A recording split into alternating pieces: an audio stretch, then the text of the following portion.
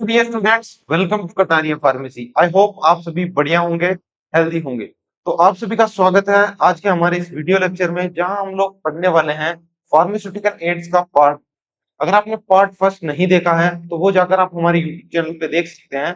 और साथ ही साथ जो वीडियो लेक्चर्स होते हैं उन सभी के नोट्स आपको हमारे कटारिया फार्मेसी के ऐप पे मिलेंगे, जो कि आप प्ले स्टोर से डाउनलोड कर सकते हो। उस ऐप पर आपको सभी सेमेस्टर के नोट्स, बी फार्म के कंप्लीट कोर्सेज काफी अफोर्डेबल प्राइसेस में देखने को मिलेंगे, तो आप वो भी जाकर चेक कर सकते हो। साथ ही साथ आप लोगों के लिए काफी एक्साइटिंग ऑफर्स भी आते रहते हैं, तो वो भी आप चेक कर सकते हो।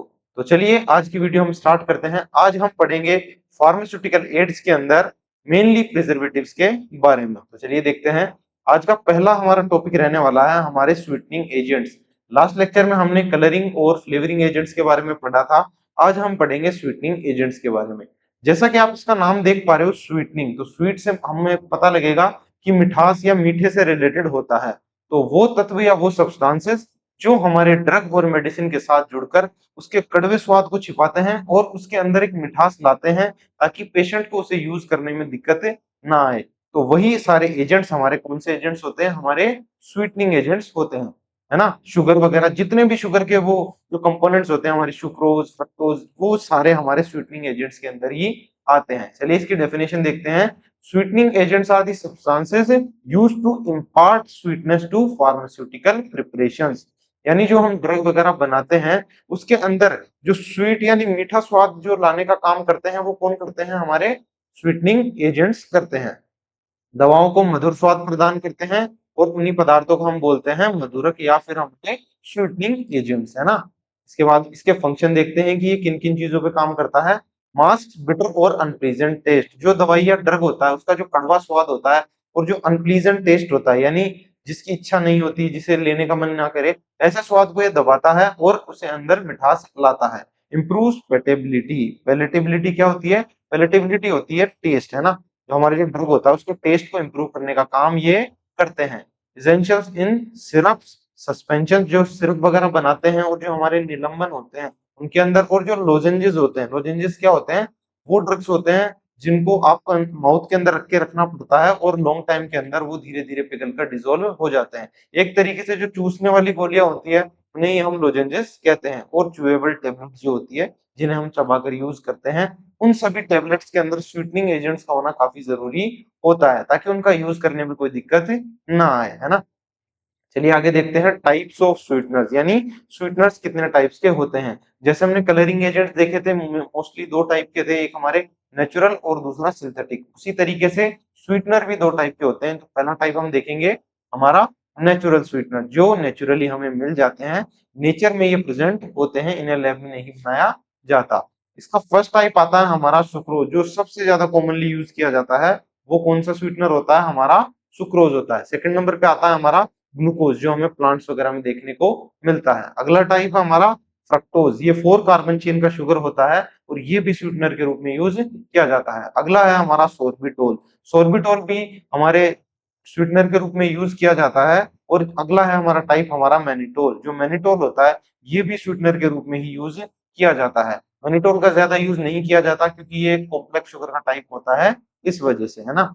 अब sucrose also increases viscosity in syrup. जो सुक्रोज होता है वो सिरप की विस्कोसिटी को भी बढ़ा देता है ना, उसकी श्यानता को बढ़ा देता है। Not suitable for diabetic patient. जो डायबिटिक के पेशेंट्स होते हैं उनके लिए ये सही नहीं रहता। और कुछ डेंटल केरीज भी ये करता है। इसका मतलब ये डेंटल यानी हमारे दांतों रिलेटेड जो समस्याएं होती है उनका कारण भी ये होता है, जैसे कैविटी वगैरह होना या दांतों को खराब होना, इसके अंदर भी इसका रोल होता है, इसलिए इसका ज्यादा यूज नहीं किया जाता है ना। सबसे ज्यादा कॉमनली यूज्ड है, लेकिन सबसे ज्यादा हार्मफुल भी ये होता है ना। इसके बाद देखेंगे अगला टाइप है हमारा आर्टिफिशियल स्वीटनर्स। आर्टिफिशियल स्वीटनर्स कौन से होंगे? जो हम लेबोरेटरीज में बनाते हैं, जो हमें नेचुरली नहीं मिलते, है ना। जो हमारा सैकरीन होता है, अब जो ये लेबोरेटरीज में हम इनका प्रिपरेशन करते हैं तो इनकी इफेक्टिवनेस भी नॉर्मल जो नेचुरल स्वीटनर्स होते हैं उससे बहुत ज्यादा होगी, है ना। तो जैसे हमारा सैकरीन है, इसकी जो कैपेसिटी है वो 300 टू 500 टाइम ज्यादा स्वीटर होता है किससे? हमारे सुक्रोज से। मतलब आप समझ पा रहे हो कि जैसे सुक्रोज के 300 से 500 दाने और सैकरीन का सिर्फ एक दाना, इतना पावरफुल इसके अंदर स्वीटनिंग फ्लेवर होता है। अगला है हमारा एस्पार्टेम, है ना। इसके ये 200 टाइम स्वीटर होता है, लेकिन जो हाई टेम्परेचर होता है उस पे ये अनस्टेबल हो जाता है, मेल्ट हो जाता है। अगला है हमारा सुक्रेलोज। सुक्रेलोज कितना होता है? 600 टाइम्स ज्यादा स्वीटर होता है ना, और ये स्टेबल भी होता है। तो ये लेबोरेटरीज में एक्सपेरिमेंट कर करके एक अच्छा कंपाउंड बनाया जाता है जो हमारे नेचुरल वालों से ज्यादा कंपेटिबल हो। इसके बाद अगला है हमारा एसीसल्फेम पोटेशियम, जो हीट के अंदर भी स्टेबल होता है। एसीसल्फेम कौन सा होता है? एसीसल्फेम जो पोटेशियम है, ये हीट के अंदर स्टेबल रहता है और हीट रेजिस्टेंस भी ये होता है। आप देख रहे हो, आपको मेन पॉइंट याद रखने वाला यही है, जो हमारा सुक्रेलोज है वो 600 टाइम्स ज्यादा स्वीटर होता है। तो आपसे अगर कभी पूछ लिया जाए एग्जाम में कि ऐसा कौन सा आर्टिफिशियल स्वीटनर है जो सुक्रोज से 600 टाइम ज्यादा स्वीटर है, तो आपको लिखना है हमारा सुक्रेलोज। और हमारा एस्पार्टेम और सेक्रीन भी आपको याद रखना है। ये सारे जितने भी आर्टिफिशियल स्वीटनर्स है ना, ये नेचुरल स्वीटनर्स के मुकाबले बहुत ज्यादा पावरफुल होते हैं। चलिए आगे देखते हैं। Artificial sweeteners are used in very small quantities because they are extremely sweet, है ना। जैसे ये 600 टाइम ज्यादा स्वीटर है, तो जैसे इसके 600 अगर हम यूज करेंगे दाने, तो उसके बजाय सुक्रोलोज का सिर्फ एक दाना यूज कर सकते हैं। तो इसकी बहुत छोटी क्वांटिटी यूज की जाती है क्योंकि ये बहुत ज्यादा स्वीट होते हैं। चलिए आगे देखते हैं। Ideal properties of organoleptic agent, जो हमारे ऑर्गेनोलेप्टिक एजेंट्स होते हैं, जो हमारे सेंसरी ऑर्गन्स के प्रति काम करते हैं, उन एजेंट्स की अब आइडियल प्रॉपर्टीज कौन कौन सी होनी चाहिए उनको हम देखेंगे। चलिए देखते हैं। सबसे फर्स्ट है हमारी नॉन टॉक्सिक, यानी उसके अंदर टॉक्सिक सब्सटेंस नहीं होने चाहिए, बिल्कुल भी टॉक्सिसिटी नहीं होनी चाहिए। और अगला है नॉन कार्सिनोजेनिक, यानी उसके अंदर कोई भी कार्सिनोजन नहीं होना चाहिए।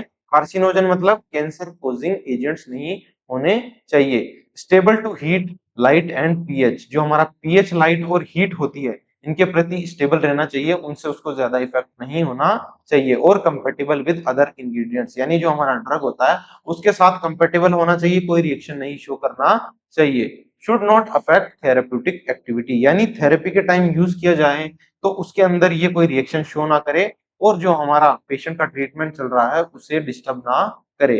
प्लीजेंट आफ्टर टेस्ट, यानी जो यूज करने के बाद इसका टेस्ट होता है वो माउथ के अंदर प्लीजेंट रहना चाहिए, मतलब पेशेंट को बिल्कुल भी दिक्कत ना करे उस तरीके का ये स्वीट और प्लीजेंट इसका टेस्ट होना चाहिए, है ना। इसके बाद देखते हैं कि इनको यूज करने के क्या क्या एडवांटेजेस होते हैं हमारे ऑर्गेनोलेप्टिक्स को यूज करने के, है ना। इंप्रूव पेशेंट कंप्लायंस, पेशेंट की सुटेबिलिटी बढ़ाता है, पेशेंट की कंप्लायंस बढ़ाता है, उसे यूज करने में ज्यादा सुविधा रहती है। Mask unpleasant taste and odour, जो हमारा क्रूड ड्रग होता है, रॉ ड्रग होता है, उसका अनप्लीजेंट जो टेस्ट होता है और स्मेल होती है उसको छिपाता है और उसको बेटर बनाता है। Help in identification of dosage forms, dosage forms का आइडेंटिफिकेशन करने में भी हेल्प करता है। जैसे बताया था कि सेम टेबलेट के अलग अलग स्ट्रेंथ पे अलग अलग कलर हम कर सकते हैं, जैसे 250 mg पे येलो कलर कर दिया और 500 mg पे ऑरेंज कलर कर दिया, तो उनको आइडेंटिफाई करने में भी ये काफी हेल्पफुल होते हैं। इनहेंस एस्थेटिक अपील, यानी हमारे ड्रग का अपीयरेंस को बढ़िया बनाता है। इसके बाद देखेंगे कि इसके डिसएडवांटेजेस क्या क्या है।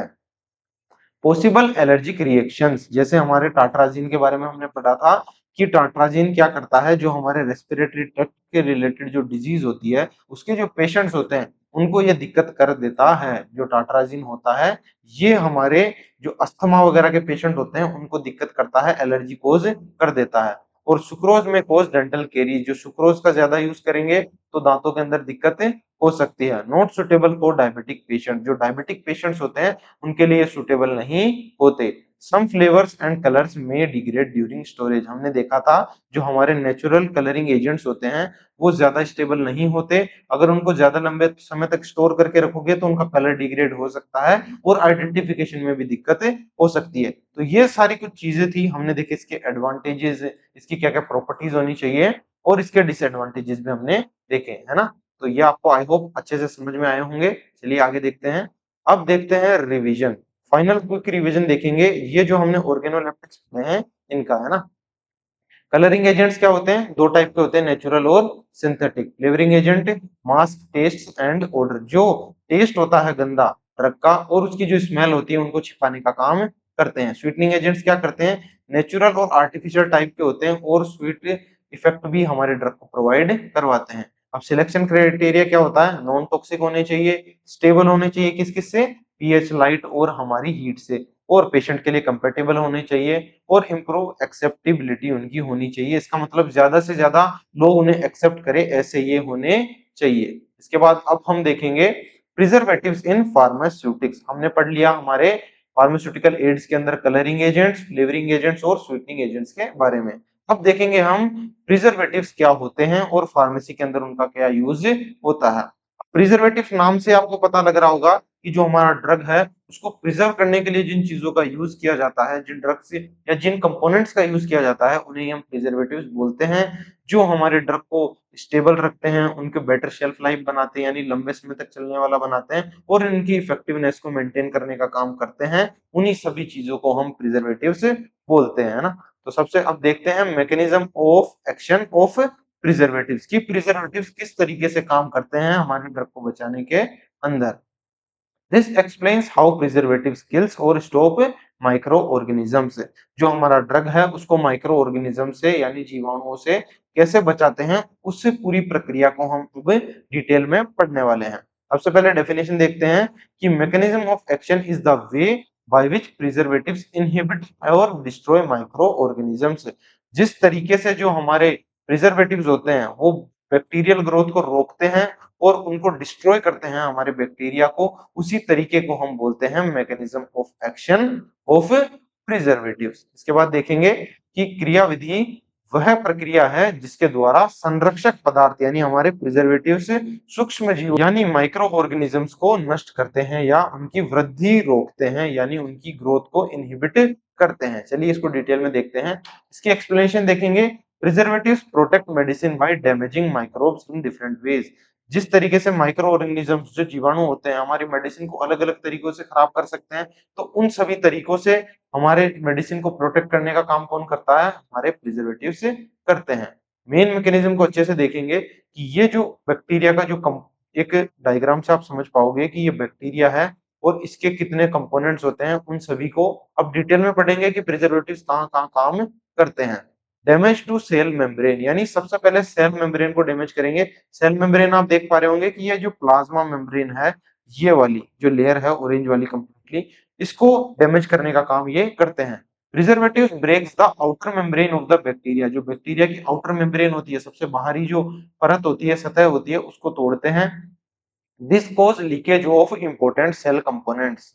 जो जीवाणु होते हैं उसके सेल के अंदर जितने मेन कंपोनेंट्स होते हैं, जितनी मेन ऑर्गेनेलीज होती है, जैसे राइबोसोम हो गया, साइटोप्लाज्म में जितने भी कंपोनेंट्स प्रेजेंट है, जो हमारे प्लाज्मिड्स वगैरह है, न्यूक्लियोलस है, ये सारे कंपोनेंट जो जरूरी है सेल के लिए, ये जैसे सेल मेम्ब्रेन डैमेज होगी ये सारे बाहर निकल के आ जाएंगे और जो हमारा बैक्टीरिया है या माइक्रो ऑर्गेनिज्म है उसका सर्वाइव करना मुश्किल हो जाएगा और एट द एंड वो मर जाएगा। तो देखते हैं इसका एग्जाम्पल है हमारा बेंज एल्कोनियम क्लोराइड। जो बेंज एल्कोनियम क्लोराइड है वो क्या करेगा, सेल मेम्ब्रेन को डिस्ट्रॉय कर देगा। तो इसको याद करने के ट्रिक देखते हैं। मेमोरी ट्रिक देखेंगे कि मेम्ब्रेन ब्रेक मतलब सेल डाई, जैसे मेम्ब्रेन टूटेगी तो सेल खत्म हो जाएगी। इसके बाद देखते हैं अगला जो स्टेप होता है उसके अंदर क्या होता है, डीनेचुरेशन ऑफ प्रोटीन्स, यानी जो प्रोटीन होते हैं, मेन कंपोनेंट होते हैं सेल के, जो एनर्जी प्रोवाइड करते हैं, उनका डीनेचुरेशन होता है, उनके स्ट्रक्चर को खराब कर दिया जाता है। Preservative destroy microbial protein and enzyme. जो एंजाइम्स और प्रोटीन हमारे बैक्टीरिया की बॉडी के अंदर प्रेजेंट होते हैं उनको ही डिस्ट्रॉय कर देते हैं, जिससे क्या होता है बिना प्रोटीन्स के जो हमारा बैक्टीरिया है वो सर्वाइव नहीं कर पाएगा और एट द एंड भी डेथ हो जाएगी उसकी, है ना। इसके बाद अगला देखेंगे इसके एग्जांपल्स कौन कौन से होते हैं। जो हमारे अल्कोहल और फिनोल होते हैं इनका यूज करके हम प्रोटीन को डीनेचर कर सकते हैं, उसके स्ट्रक्चर को खराब कर सकते हैं। इसको याद कैसे रखोगे आप कि जैसे प्रोटीन खत्म होगा तो माइक्रोब स्टॉप वर्किंग, यानी माइक्रोब जो होते हैं, जो हमारे माइक्रो ऑर्गेनिज्म होते हैं, वो काम करना बंद कर देंगे और खत्म हो जाएंगे। अगला जो स्टेप है वो होता है इनहिबिशन ऑफ एंजाइम एक्टिविटी, यानी जो एंजाइमेटिक एक्टिविटी चलती रहती है माइक्रोबियल ऑर्गेनिज्म के अंदर, उसको ये रोक देता है ताकि सेल फंक्शन करना बंद कर दे और एट द एंड उसकी डेथ हो जाए। अब वो कैसे करता है, preservative stop important metabolic reactions. जो मेन इंपॉर्टेंट मेटाबॉलिक रिएक्शंस होती है जो सेल को एनर्जी प्रोवाइड करवाती है, उन्हीं को ये रोक देता है माइक्रो ऑर्गेनिज्म के अंदर, है ना। और उससे क्या होगा, सेल डिस्ट्रॉय हो जाएगी। अब इसके एग्जांपल कौन है, जो हमारे पैराबिन्स होते हैं उनका यूज करते हैं ये एंजाइमेटिक एक्टिविटी को रोकने के लिए। मेमोरी ट्रिक देखेंगे, stop enzyme stop life process. जैसे एंजाइम रुकेगा एंजाइमेटिक एक्टिविटी रुकेगी, उसी तरीके से जो सेल है उसकी डेथ हो जाएगी, माइक्रो बैक्टीरिया खत्म हो जाएंगे। अगला जो स्टेप है वो है ऑक्सीडेशन ऑफ माइक्रोबियल। कंपोनेंट्स। जो बैक्टीरिया होता है वो मोस्टली अनारोबिक रेस्पिरेशन करते हैं और अगर उसके अंदर ज्यादा ऑक्सीडेशन हो जाए तो उसके कंपोनेंट्स खराब हो जाएंगे। सम प्रिजर्वेटिव ऑक्सीडाइज है ना इसेंशियल सेल कंपोनेंट, जो सेल कंपोनेंट्स होते हैं जो सेल के लिए काफी जरूरी होते हैं उनको ऑक्सीडाइज कर देते हैं, उनका ऑक्सीडेशन ज्यादा लेवल पे कर देते हैं जिससे वो खराब हो जाते हैं। इसका एग्जांपल कौन कौन से हैं? हमारा हाइड्रोजन पेरोक्साइड और कुछ एंटीऑक्सीडेंट्स होते हैं जो ऑक्सीडेशन करते हैं माइक्रोबियल कंपोनेंट्स का, है ना। इसको याद कैसे रखोगे? ऑक्सीडेशन से क्या होगा? सेल डैमेज हो जाएगी और एट द एंड बैक्टीरिया की डेथ से हो जाएगी। या आई होप आपको अच्छे से समझ आया होगा। चलिए आगे देखते हैं। अब अगला जो पॉइंट है, अगली स्टेप है वो है चीलेशन ऑफ एसेंशियल मेटल आयंस। जो जरूरी मेटल आयंस होते हैं जो माइक्रोबैक्टीरिया की बॉडी के अंदर प्रेजेंट होते हैं उनका चीलेशन कर देते हैं, उनको डिस्ट्रॉय करे देते हैं। Some preservatives bind metal ions needed for microbial growth. मतलब जो बैक्टीरिया की बॉडी के अंदर मेटल्स होते हैं, ये चीलेशन मतलब क्या होता है कि कुछ ऐसे कंपोनेंट्स हम डालेंगे उस माइक्रोबैक्टीरिया के अंदर जो क्या करेंगे, उन आयंस को अपने साथ जोड़ लेंगे और उसके बॉडी के अंदर उनकी डेफिशिएंसी कर देंगे जिससे बैक्टीरिया की डेथ हो जाएगी। ईडीटीए जो होता है हमारा वो इसका बेस्ट एग्जांपल है जो चीलेशन के अंदर हेल्प करता है ना। इसको याद कैसे रखोगे? जैसे आयंस हटेंगे, मेटल आयंस, तो न्यूट्रिएंट्स कम हो जाएंगे सेल के अंदर और at the end microbe growth नहीं कर पाएगा और उसकी डेथ हो जाएगी, है ना। ये सारे प्रोसेसेस आज हमने अच्छे से पढ़े हैं ना कि किन किन तरीके से क्या मैकेनिज्म होता है, जिस तरीके से जो प्रिजर्वेटिव्स काम करता है किसी भी बैक्टीरिया को डिस्ट्रॉय करने के अंदर। तो आज के लेक्चर में इतना ही। आज के लेक्चर में हमने पढ़ा स्वीटनिंग एजेंट्स के बारे में और हमारे प्रिजर्वेटिव्स के मैकेनिज्म ऑफ एक्शन के बारे में कि किस तरीके से वो काम करता है किसी भी बैक्टीरिया को डिस्ट्रॉय करने के अंदर। तो अगर आपको कोई भी डाउट रहता है तो आप कमेंट्स में पूछ सकते हैं, हम आपकी हर क्वेरी को सोल्व करेंगे। साथ ही साथ जो वीडियो लेक्चर्स हैं वो आपको यूट्यूब पे मिलेंगे, आप उन्हें जरूर से देखिए और इनका रिवीजन भी साथ ही साथ करते रहिए ताकि आपको चीजें अच्छे से समझ में आए। और जो नोट्स वगैरह है वो आपको हमारे कटारिया फार्मेसी के ऐप पे मिलेंगे, वहां से जाकर आप उन्हें परचेज कर सकते हो काफी अफोर्डेबल प्राइसेस में। और बहुत अलग अलग कोर्सेज भी चलते रहते हैं, आप उन्हें भी जाकर चेक कर सकते हो। तो आज के लेक्चर में इतना ही। अगर वीडियो अच्छी लगी हो तो वीडियो को लाइक करें, चैनल पे नए हो तो जरूर से सब्सक्राइब करें। तब तक के लिए keep learning, keep studying, bye.